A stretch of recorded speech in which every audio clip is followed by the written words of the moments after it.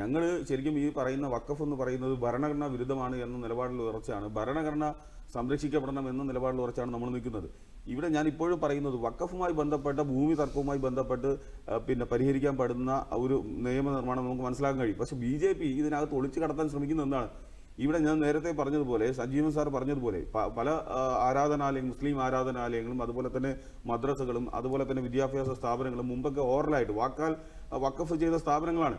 അതൊക്കെ ഇനിയിപ്പോൾ രേഖാമൂലമാക്കണമെന്ന് പറയുമ്പോൾ ഉണ്ടാകുന്ന ആശങ്ക, ഈ സ്വത്തുക്കളെല്ലാം പിടിച്ചെടുക്കാൻ പോകുന്നു എന്നുള്ള ഒരു ആശങ്ക, അപ്പോൾ അത് നമുക്ക് കാണാതിരിക്കാൻ കഴിയില്ലല്ലോ. ഇനി ആത്മാർത്ഥമായിട്ടാണോ BJP നിലപാട് സ്വീകരിക്കുന്നത്? ഇനി മുനമ്പത്തെ ജനങ്ങൾക്ക് വേണ്ടിയാണോ വഖഫിന്റെ നിയമനിർമ്മാണം ഭേദഗതി നടപ്പിലാക്കുന്നത്? ഇപ്പം മുനമ്പത്ത് 600 കുടുംബം ഉണ്ടെങ്കിൽ അങ്ങനെ അവർക്ക് ആശങ്കപ്പെടുന്ന ഒരു സാഹചര്യവും കേരളത്തിലില്ല. ഇവിടെ കേരളത്തിലെ ഭരണകൂടമാണെങ്കിലും ശരി തന്നെയാണ്, ഇപ്പോഴും ഭരിക്കുന്നവർ ഉമ്മൻചാണ്ടിയുടെ കാലഘട്ടത്തിലുള്ള ആളുകളാണെന്നെങ്കിൽ ശരി തന്നെയാണ്, അവർക്ക് കംപ്ലീറ്റ് സംരക്ഷണം നൽകി അവിടെ നിന്ന് അവരെ ആരെയും ഇറക്കിവിടാൻ അനുവദിക്കില്ല എന്ന വളരെ കാർക്കശമായ നിലപാട് സ്വീകരിച്ചവരാണ് UDF ആണെങ്കിലും അതുപോലെ തന്നെ നിലവിലുള്ള ആളുകളും. ഇപ്പോൾ ഏതെങ്കിലും മുസ്ലിം മതസംഘടനകളോ ഏതെങ്കിലും സാമുദായിക സംഘടനകളോ മുനമ്പത്ത് ജനങ്ങളെ ഇറക്കിവിടണമെന്ന് പറയുന്നുണ്ടോ? അവർക്ക് സമ്പൂർണ്ണമായ ഐക്യദാർഢ്യം പറയുകയാണ്. അവർ പിറന്ന വീണ മണ്ണ്, അവർ ജീവിച്ച മണ്ണ് അത് അവർക്ക് തന്നെയാണ് എന്ന് പറഞ്ഞുകൊണ്ട് അവരുടെ റവന്യൂ അവകാശങ്ങൾ പുനഃസ്ഥാപിക്കണമെന്ന് കേരളത്തിലെ മുഴുവൻ ആളുകളും പറയുന്നുണ്ട്. അപ്പോൾ അത്തരത്തിൽ വഖഫിൽ താമസിച്ചതുകൊണ്ട് അവർക്ക് വലിയ ഭീഷണി നേരിടുന്നു എന്ന് പറയുന്ന ഒരു, അല്ലെങ്കിൽ ഇപ്പോൾ കലാപങ്ങൾ ഉണ്ടാകുന്നു എന്ന് പറയുന്നു വിഷ്ണു പറയുന്നത് പോലെ ഒരു വല്ലാത്ത ഭീകര അന്തരീക്ഷം വഖഫ് ഉണ്ടായില്ലെങ്കിൽ വഖഫിൽ ഒരു സംശയം ഞാൻ ചോദിക്കുകയാണ്. അതായത് വഖഫ് ഭൂമിയാണെന്ന് അവർ തിരിച്ചറിയുന്നത് ഇത്രയും കാലം കരമടച്ചു, ഒരു ദിവസം വില്ലേജ് ഓഫീസിൽ പോയപ്പോഴാണ് ഈ സത്യാവസ്ഥ അവർ മനസ്സിലാക്കുന്നത്. ഞാൻ ഒരു സംശയം ചോദിക്കുകയാണ്. ഇപ്പോൾ നമ്മൾ ഉൾപ്പെടെ ആ ഭൂമിയിൽ താമസിക്കുന്നു, നാളെ ഒരു സമയത്ത് എനിക്ക് എന്തെങ്കിലും ആവശ്യത്തിന് അത് ക്രയവിക്രയം ചെയ്യണം, വിൽക്കാനോ അല്ലെങ്കിൽ പണയപ്പെടുത്താനോ ഒക്കെ ശ്രമിക്കുന്നു, അതിനൊക്കെ വലിയൊരു ബുദ്ധിമുട്ടായി ഇത് മാറത്തില്ലേ? അല്ല, ഞാൻ അത് അതാണ്, അങ്ങനെ ക്രയവിക്രയം ചെയ്യാൻ വേണ്ടിയുള്ള ഒരു ഭരണാനുമതി സർക്കാരിന്റെ വഖഫ് ബോർഡ് എന്ന് പറഞ്ഞാൽ സർക്കാരിന്റെ നിയന്ത്രണത്തിലുള്ളതാണല്ലോ.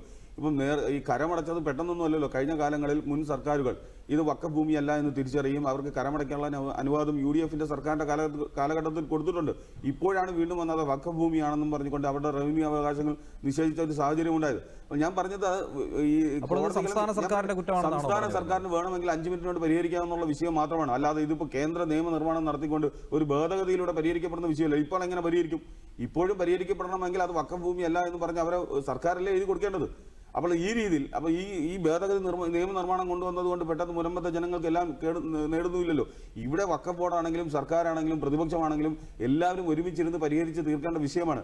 അങ്ങനെ വലിയ കലാപ അന്തരീക്ഷം കേരളത്തിലില്ല. അതുണ്ടാക്കാൻ ശ്രമിക്കുന്നവർക്കാണ് ഈ പ്രശ്നം. അപ്പം ഞാൻ പറഞ്ഞു വരുന്നത്, ഇവിടെ അങ്ങനെ മുനമ്പത്തെ ജനങ്ങൾ അവിടെ ജനിച്ചവർ വഴിയാധാരമാകുന്നു. അവർക്ക് 600ഓളം വരുന്ന കുടുംബങ്ങൾക്ക് റവന്യൂ അവകാശങ്ങൾ നിഷേധിക്കപ്പെടുന്നു എന്നുള്ളതാണ് വിഷ്ണുവിന്റെ പ്രധാന പ്രശ്നം. പക്ഷെ കോൺഗ്രസിനെ സംബന്ധിച്ചിടത്തോളം അതും പ്രശ്നമാണ്. പറയട്ടെ, കോൺഗ്രസിനെ സംബന്ധിച്ചിടത്തോളം അതും പ്രശ്നമാണ്. ഇന്ത്യയിലെ മറ്റു ഭാഗങ്ങളിൽ നടക്കുന്ന പ്രശ്നങ്ങളും കോൺഗ്രസിന്റെ പ്രശ്നമാണ്.